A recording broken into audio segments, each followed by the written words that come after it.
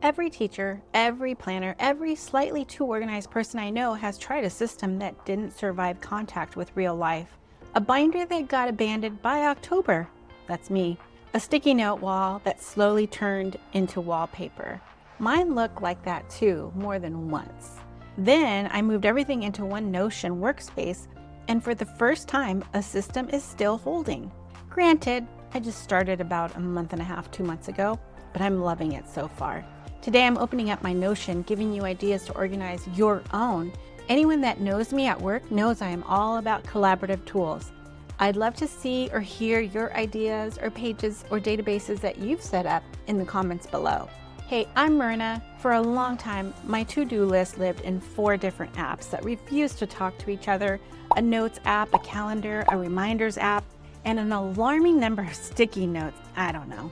I thought they would work. It just made a complete mess. I tried other tools before landing here. Notion won because it let me build the exact shape my week actually takes instead of forcing my week into someone else's shape.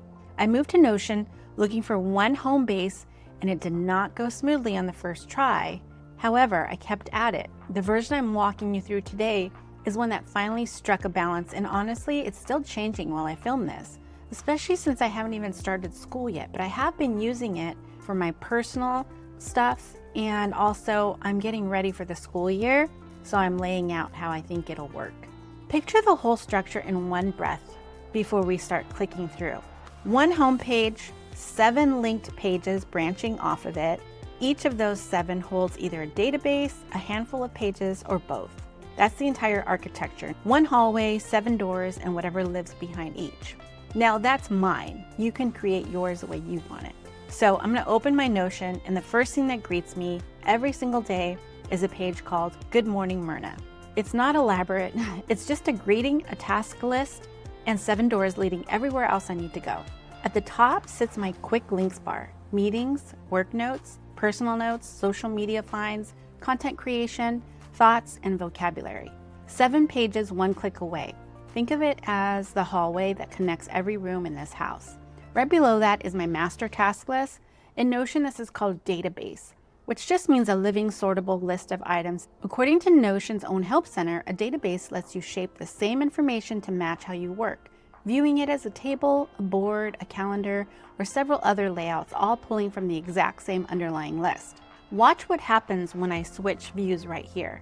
Same task, but the table becomes a board of columns, and the board becomes a calendar with everything mapped to a date. Nothing about the information changed, only the outfit did.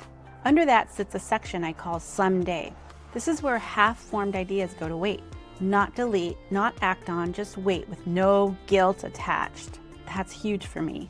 Right now, it is holding an idea I have had for a month and have done nothing about. That's fine. This is the entire point. It is a permission slip that keeps me from losing a good idea or feeling bad about not chasing it yet. The first stop in this hallway: meetings. Every meeting I log follows the same shape.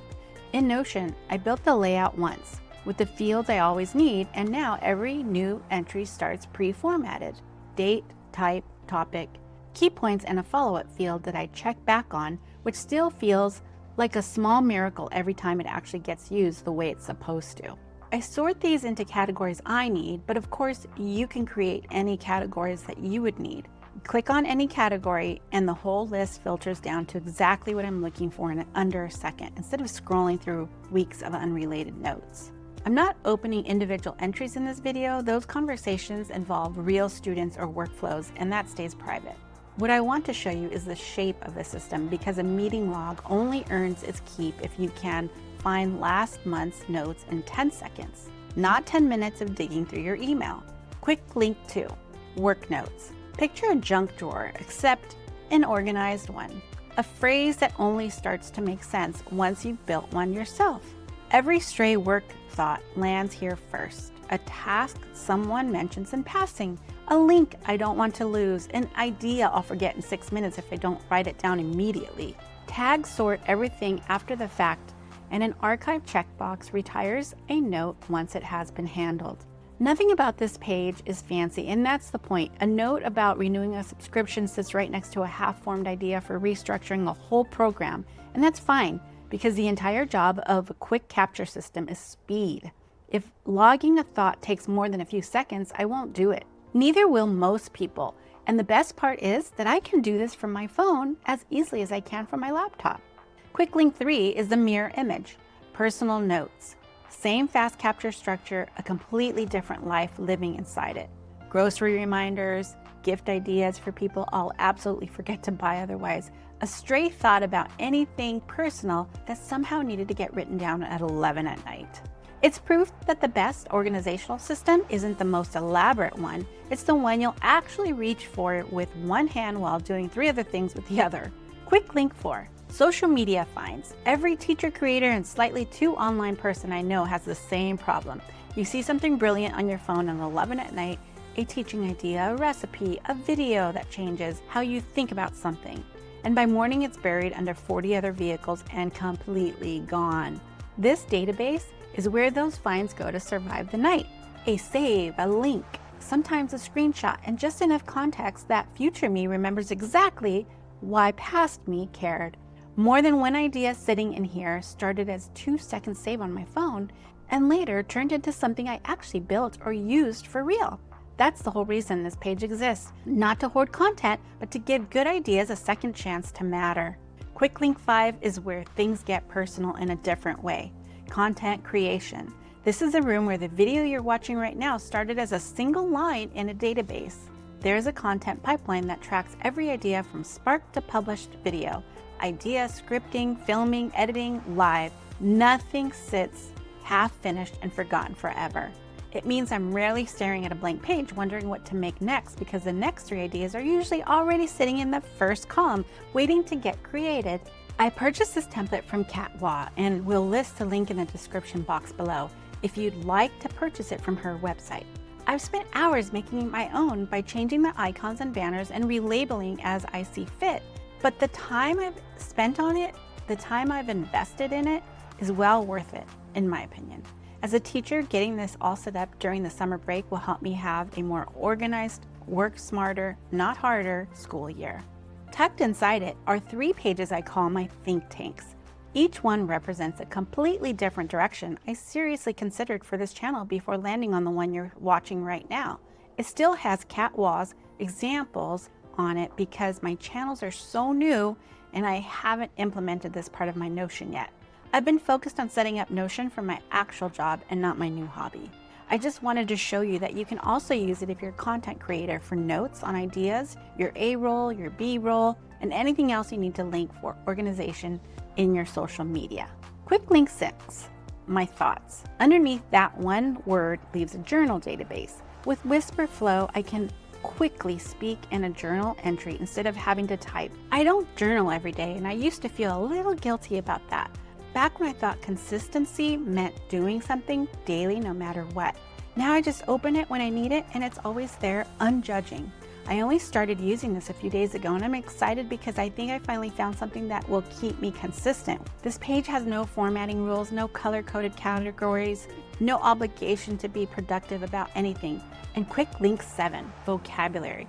This one is simple. Every morning I get an email from a Notion agent with a new vocabulary word.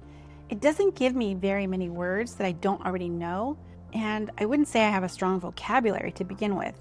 So it serves as a good reminder of a word I may not have used in a while. I'm sure there are better agents or ways of having it give me more obscure words. However, I'm still enjoying waking to an email that helps improve my language skills. It's the smallest database in the entire system, and somehow it's become one of my favorite corners of it. Proof that not every page needs a grand purpose. Some pages just need to exist because they make you happy. To make all of this concrete, here's what an actual weekday looks like moving through these pages. 6 a.m., coffee in hand, I open my Good Morning Myrna and scan the master task list for anything due today. Nothing dramatic, just a quick gut check before the day gets loud. Mid-morning, a meeting runs long and 3 action items come out of it. Those go straight into the meeting database, tagged, dated, filled before I've even left the room, because if I wait till lunch, half of it is gone from memory. Somewhere around lunch, a colleague mentions something offhand that's actually a great idea. That's a 30-second entry into work notes. Tagged for later, no decision required right now. On my work break, I catch part of a video that makes me pause. That's a social media find saved before I forget why I cared. And most nights before bed, Thoughts gets 3 sentences, sometimes 3 paragraphs about whatever the day actually felt like underneath the schedule of it. None of these interactions take more than a minute or 2. That's the entire design. The system isn't supposed to be where I spend my day. It's supposed to disappear into the background of it and only ask for a few seconds at a time. As a side note, I created a curriculum list where I combine all the curricula that are popular with parents and students. As you can see, I can switch views from all curriculum to sort by grade level or sort by curriculum type. These are called views, and it pulls the information from that same database in different ways.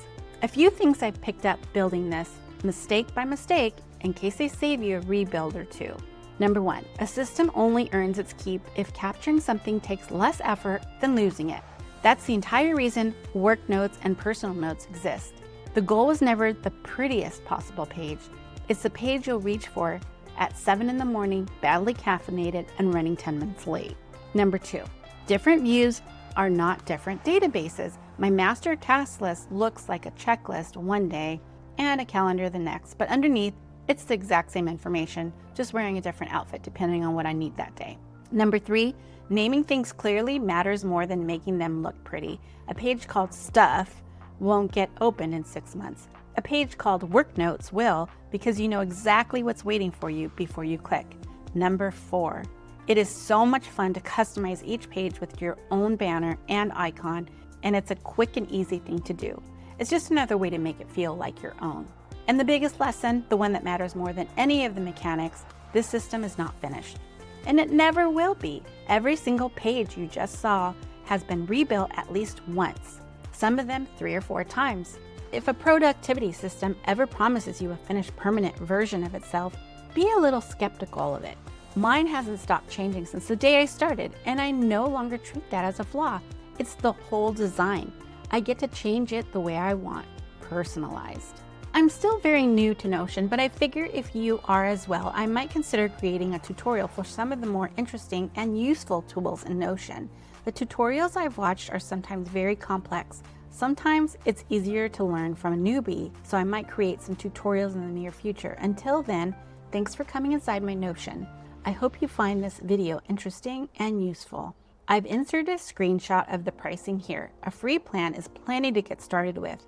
I do pay for mine because I enjoy playing with the agents, and you don't get that with the free plan. It really helps if you give this video a thumbs up, subscribe, and comment below. I appreciate your time and know that if you do any or all of those things, I am forever grateful.